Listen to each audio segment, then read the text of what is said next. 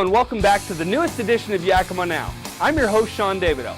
I'm here at the City of Yakima sign shop where city crews manufacture all the signs that point us in the right direction every day. Our show today looks at some of the world-renowned products manufactured right here in Yakima. The first turn we'll take down the road to manufacturing in Yakima is with our Ken at Work segment. Yakima Now correspondent Ken Crockett takes a look at one of the major manufacturers in Yakima at Shields Bag and Printing.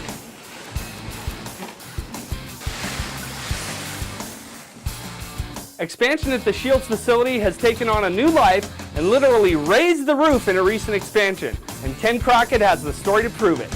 Take it away, Ken. In nearly 80 years of operations, Shields Bag and Printing has grown to become one of the largest private employers in Yakima County, currently producing flexible packaging products that are used both locally and around the world. Its 500,000 square foot facility near the westerly end of the Nob Hill overpass is a long way from the company's humble beginnings during the Great Depression by founder Frank Shields. From 1943 to 1965, the Savoy building behind me, located at 4th Avenue in Yakima, was the home to Shields Rainier Printing. And it's during that time that printing moved from paper to plastic. Lisa Shields Long is president and CEO of the family-owned business and says her great-grandfather Gene Shields used the elevator shaft at the Savoy building to produce plastic film. And back then what they did is they had the bubble blow up through the elevator shaft. So it's kind of interesting when you can still drive by the building and see where it all started. Shields Rainier Printing eventually became Shields Bag and Printing, and the company moved to its current location on Rock Avenue in the mid-1960s. As it was in the beginning of the company, it's the people that make the difference. I'll tell them our competitors could come to town and set up a plant across the street, probably with newer equipment, but they're not going to have the people we do. We've got a lot of people who second and third generation are working here, and I think that really says something. They are why we are successful. Despite economic ups and downs, the company has been able to avoid layoffs. We're dealing a lot in barrier film, so a lot of that is food grade, and especially coming out of the recession, people always have to eat. And going into the recession, a lot of our product mix was in the building and housing market. So obviously when that tanked, business really suffered. Thank goodness we'd been working really heavily in R&D on some food, and we had some new lines come in. So it's exciting. There's a lot of good things going on.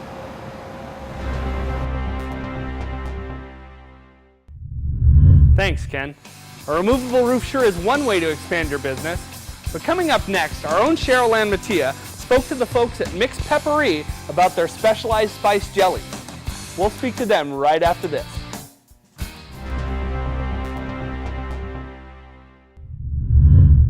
Be part of the solution.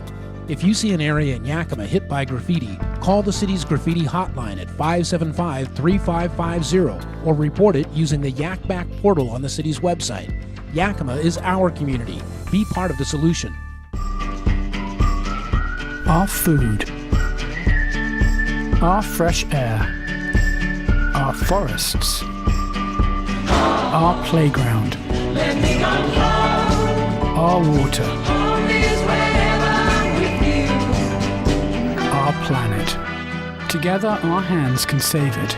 Connect your hands with ours and we can save our land, our water, our future. Join us at nature.org.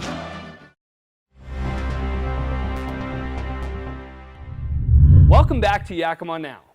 Next, Cheryl Ann Mattia shows us manufacturing with some real taste for our in-style segment. She visits with Ted and Ginger Mick from Micks Peppery. So what's cooking, Cheryl Ann? Thank you, Sean. My assignment this time was to find a specialty food in Yakima Valley. Thank you, Kristen, for introducing me to Micks Peppery. I'm located out here in their kitchen in West Valley with Ginger and Tad Mick. I'm going to start with Ginger. She's going to share with us how this all began. Ginger? Well, the year was 1982. My husband was principal of White Hollow School in West Valley. And someone brought pepper jelly on a cracker with cream cheese to the faculty room. So he asked around who made it. Nobody knew. They said, I don't know where it came from. So we decided, Mick said, let's make pepper jelly. said, this is so good, it might sell, you know. So we started on our stove in the kitchen of our home. Then it took us 2 years to get them pepper jelly to our liking. And we've had to find where to buy the peppers. So we got Kruger Pepper Gardens in Wapato. They grow our peppers for us. We've been with them ever since. So this is truly a family-owned and operated business, and it has exploded since 1982. They have got quite a few varieties now, and Tad, her son, is also in the business. Tad, what do you do for Micks? Well, I make all the jellies and try to market them and everything, and we sell an awful lot at Pike Place Market. I always say that if we didn't have Pike Place Market, we probably wouldn't be in business, just because we're selling it directly to the people that actually use it and everything, and we can explain how it's used. A lot of people don't know what pepper jelly even is. That's fantastic. So you're in Pike Street Market. Mm-hmm. You have a niece who sells it at Farmers Market here in Yakima, so people can get it there. You have local businesses that use it. Yep. Ray's Driftway has really helped us out a lot. We've been in Ray's ever since the very start, and they've really supported us a lot. They're great people. What a great local company to be in, too. Really? And then the restaurant business, I mean, that has got to be fantastic. So it's used for all different kinds of things. You use it on seafood, chicken, rice. It could be made into salad dressings, I understand. Absolutely, yeah. They use it like a base for a sauce mix. You know, they mix it with Worcestershire sauce or mayonnaise or even peanut butter and make a peanut sauce out of it. And being a foodie myself, you know, I love new and exciting things, you know, and so this has really been a treat to be out here and find out where you guys are and what you do and that the family is involved in everything. Is there anything you'd like to add, Ginger? No, I was just going to say we started out with 4, red and green mild and red and green hot. Oh, And now we have, you said 30. Yeah, 30, yeah. Okay. yeah. It's exciting, even a beer one when I was reading the list. So you can go online to micks.com and you'll see their website, and it's all done here right out in the West Valley, and there's an order form, and you too can have this exciting jelly and make it a regular part of your entertaining. Thanks for joining me here in the kitchen at Micks Peppery. They are located here in Yakima. You can find them at Farmers Market from May through October. You can find them at Pike Street Market 7 days a week. That is one of their biggest places. And they have also been requested from the chef at the Pentagon, and you can find them internationally. They're being sold. So this is the new thing for you to use for your entertaining. Look them up online at micks.com.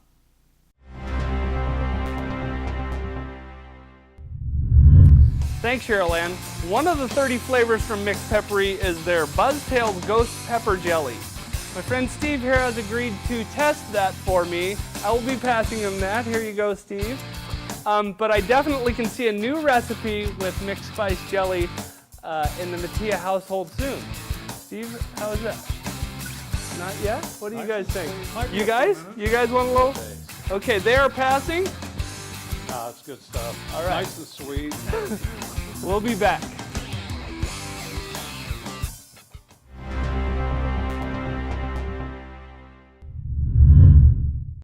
Be part of the solution.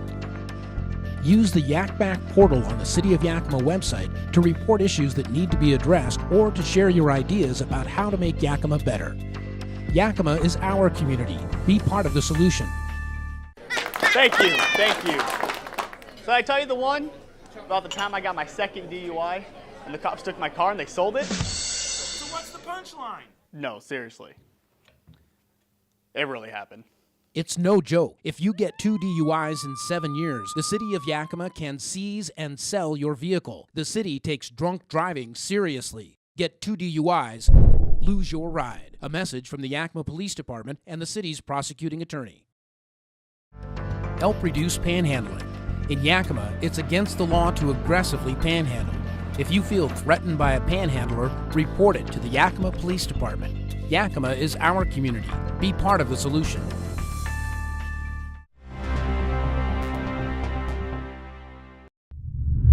Coming up next on Yakima Now, we'll hit the road with Around Town with Mike Brown. Mike visited with the makers of the Manhassett Music Stands. Thanks, Sean. We're here with Barry Hyde from Manhassett Specialty Company, and we're here to talk to you. First of all, thanks a lot for bringing us in here. And so tell me, how did the company get started?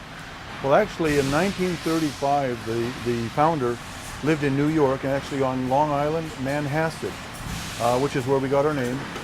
He was dissatisfied with the quality of the music stands that were around at that time, and figured he could do a better job. And so he, in his garage, he started in his garage, making the first Manhassett Music Stands, and it grew from there.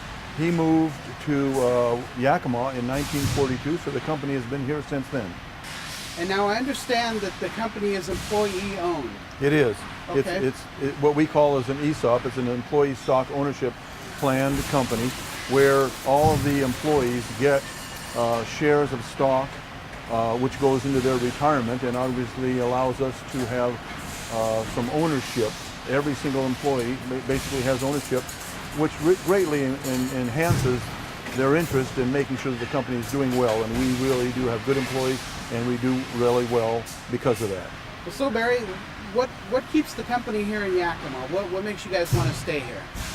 Well, most obvious to me is the fact that this is where our plant is, and when you have a manufacturing plant, it's not easy to pick up and move. So for that reason, obviously, there's a benefit. But and especially where we are on ESOP, an employee stock ownership plan company, all our employees are here. So there's just absolutely every reason for us to be here where we are now. And nobody has any thoughts of us moving to another location. All right, thank you, Barry. I appreciate it. Okay, absolutely. Thank you. Back to you, Sean.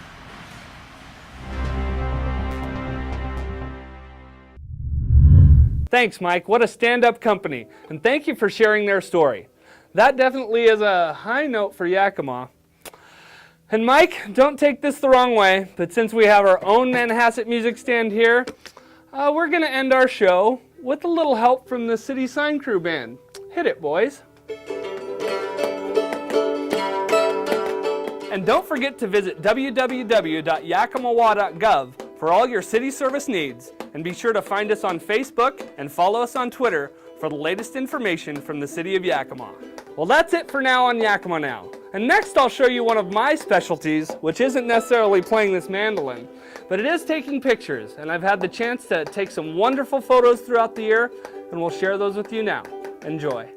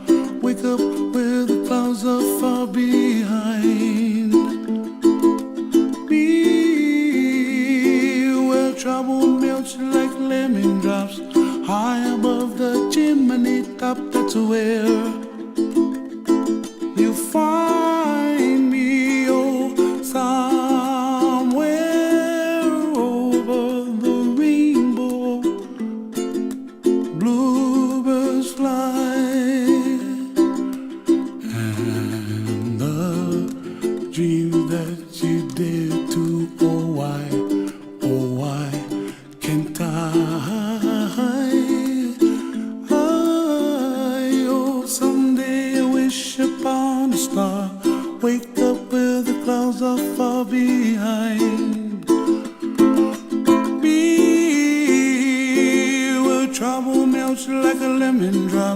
high above the chimney top, that's where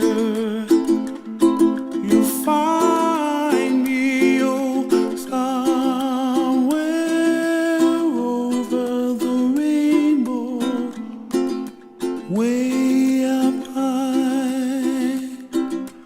And the dreams that you dare to, why, oh, why can't I?